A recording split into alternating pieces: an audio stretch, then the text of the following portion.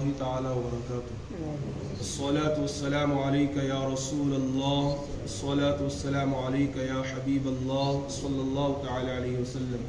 حضرات گرامی، اللہ تبارک و تعالیٰ کا شکر اور احسان ہے کہ اللہ پاک نے اپنے فضل و کرم سے اور اپنے پیاروں کے صدقے میں ہم سب کو فجر کی نماز با جماعت ادا کرنے کی توفیق عطا فرمائے. اللہ سے دعا ہے کہ اللہ پاک ہماری نمازوں کو اپنی بارگاہ میں قبول و مقبول فرمائے. آئیے ایک حدیث پاک میں آپ کی سماعتوں کے حوالے کرتا ہوں، جسے سن کر انشاءاللہ ہم سب کا ایمان تر و تازہ ہو جائے گا. اللہ کے رسول صلی اللہ علیہ وسلم نے ارشاد فرمایا، سب سے پہلے اس بات کو ذہن میں رکھیں کہ ساروں کو دنیا سے رخصت ہونا ہے، جانا ہے، اور پھر ایک دن ایسا آنے والا ہے کہ سب کو قیامت کے دن اٹھایا بھی جائے گا. میدان محشر میں سب کی حاضری اور پیشی ہوگی اور ہر چیز کا حساب و کتاب بھی ہوگا. تو اللہ کے رسول صلی اللہ علیہ وسلم نے ارشاد فرمایا کہ کچھ لوگ ایسے ہوں گے کہ اللہ تعالیٰ ان کو اس حال میں اٹھائے گا کہ ان کے چہرے روشن تاری کی طرح چمک رہے ہوں گے، ستارے کی طرح ان کے چہرے چمک رہے ہوں گے. اتنا اچھا ماحول ہوگا اور اتنا خوبصورت ان کے چہرے ہوں گے کہ فرشتوں کو تعجب ہوگا. فرشتے پوچھیں گے کہ تمہارے اعمال کیا تھے، یعنی تم دنیا میں کون سا ایسا عمل کرتے تھے کہ آج تمہارے چہرے ستارے کی طرح، روشن ستارے کی طرح چمک رہے ہیں. تو وہ لوگ کہیں گے کہ جیسے ہی اذان کی آواز ہمارے کانوں سے ٹکرا جاتی تو ہم فوراً وضو کر کے طہارت اور پاکیزگی حاصل کر کے مسجد کو آتے تھے. اس وجہ سے اللہ تبارک و تعالیٰ آج ہمارے چہروں کو روشن ستارے کی طرح منور فرما دیا ہے. ایک وہ آدمی ہے جو اذان سنتے ہی فوراً وضو کرتا ہے تو اس کا چہرہ روشن تاری کی طرح چمکے گا. کچھ لوگ ایسے ہوں گے کہ اللہ تبارک و تعالیٰ انہیں اس حال میں اٹھائے گا کہ ان کے چہرے، اللہ کے رسول نے فرمایا، 14ویں کے چاند کی طرح چمکتے ہوں گے. آپ نے دیکھا ہوگا کہ سب سے زیادہ 14ویں کا چاند چمکتا ہے، سب سے زیادہ. تو ان کے چہرے جو ہے 14ویں کے چاند کی طرح چمکتے ہوں گے. تو فرشتے ان سے پوچھیں گے کہ تمہارے اعمال کیا تھے، تم کیا کرتے تھے، کون سا ایسا عمل کرتے تھے کہ آج تمہارے چہرے 14ویں کے چاند کی طرح چمک رہے ہیں. تو وہ کہیں گے کہ ہم لوگ اذان سے پہلے وضو کر کے بیٹھے ہوئے ہوتے اور نماز کا انتظار کرتے ہیں. اذان سے پہلے وضو کر کے نماز کا ہم انتظار کرتے ہیں. پھر ایک ایسی قوم ہوگی کہ اللہ پاک ان کو اس حال میں اٹھائے گا کہ ان کے چہرے آفتاب اور سورج کی طرح جو ہے نا وہ منور ہوں گے، چمک رہے ہوں گے. فرشتے ان سے پوچھیں گے کہ تم کون سا عمل کرتے تھے.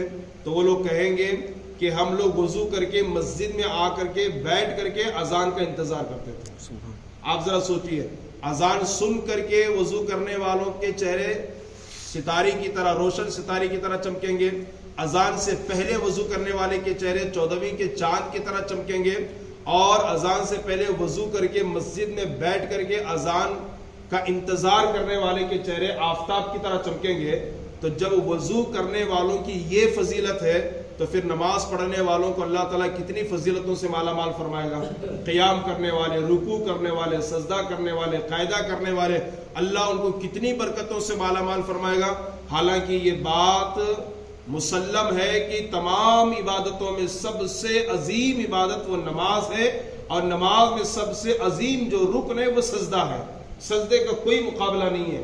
اتنی عظیم نیکی ہے کہ جب بندہ سجدے میں جاتا ہے تو سب سے زیادہ اللہ کے حضور قریب ہوتا ہے، اللہ کی بارگاہ سے قریب ہوتا ہے. بلکہ بعض اولیاء کرام ایسے ہیں کہ جب وہ سجدے میں جاتے ہیں نا تو اللہ تبارک و تعالیٰ کے تجلیات کا وہ مشاہدہ کر لیتے ہیں.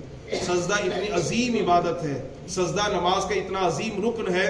تو جب وضو کی یہ فضیلت ہے تو سوچئے نماز کی کتنی فضیلت ہوگی. چھوٹی چیز سے ہمیں بڑی چیز کا اندازہ لگا لینا چاہیے. اس کو میں ایک مثال کے ذریعے آپ کو سمجھاؤں. پورے قرآن میں کہیں نہیں لکھا ہے کہ نبی اپنی قبر میں زندہ ہے. انبیاء کرام زندہ ہیں، پورے قرآن میں کہیں بھی نہیں لکھا ہے. لیکن قرآن میں جا بجا مقامات پر لکھا ہے کہ جو اللہ کے راہ میں مارے جاتے ہیں وہ زندہ ہیں.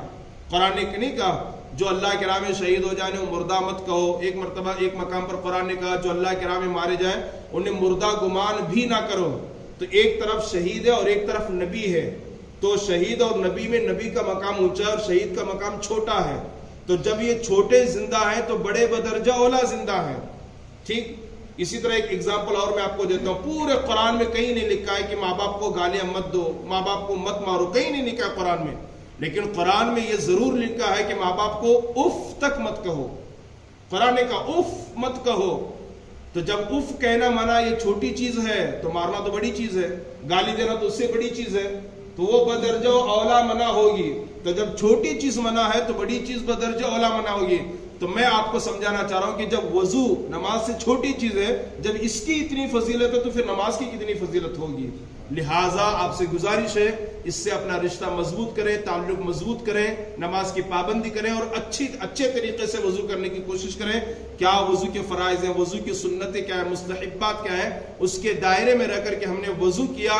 حدیث مسلم شریف کی حدیث میں ہم نے پڑھا ہے کہ جب بندہ وضو کرتا ہے تو اس کے جسم سے گناہ جھڑ جاتے ہیں، بلکہ جب وہ چہرہ دھلتا ہے، منہ دھلتا ہے تو منہ کے گناہ جھڑتے ہیں، چہرہ دھلتا ہے تو چہرے کے گناہ جھڑتے ہیں. حتیٰ کہ حدیث میں نبی نے فرمایا جب وہ چہرہ دھلتا ہے تو اس کے آنکھوں کے پلکوں سے گناہ جھڑتے ہیں، اور جب وہ ہاتھ دھلتا ہے تو ہاتھ کے گناہ جھڑتے ہیں، بلکہ اس کے ناخن سے جو نا وہ گناہ نکل جاتے ہیں، جھڑ جاتے ہیں. اور قیامت کے دن جن جن اعضاء کو دھلتا ہوگا وہ اعضاء جو ہے نا چاند و سورج کی طرح چمکتے ہوں گے. تو جب اس کی اتنی فضیلت ہے تو آپ خود اندازہ لگائیے نماز کی کتنی فضیلت ہوگی، نماز کی کتنی فضیلت ہوگی. اس لیے نماز سے اپنے رشتے کو مضبوط کریں، نماز کی پابندی کریں، خود بھی نمازی بنیں، گھر والوں کو بھی نماز کا پابند بنائیں. انشاءاللہ گھر میں اللہ کے رحمتوں کی جھماجھم بارش ہوگی، اللہ تعالیٰ مصیبتوں اور پریشانیوں کو دور فرمائے گا. اللہ سے دعا کہ اللہ پاک مجھے آپ کو سب کو کہنے سننے سے زیادہ عمل کی توفیق عطا فرمائے. الفاتحہ.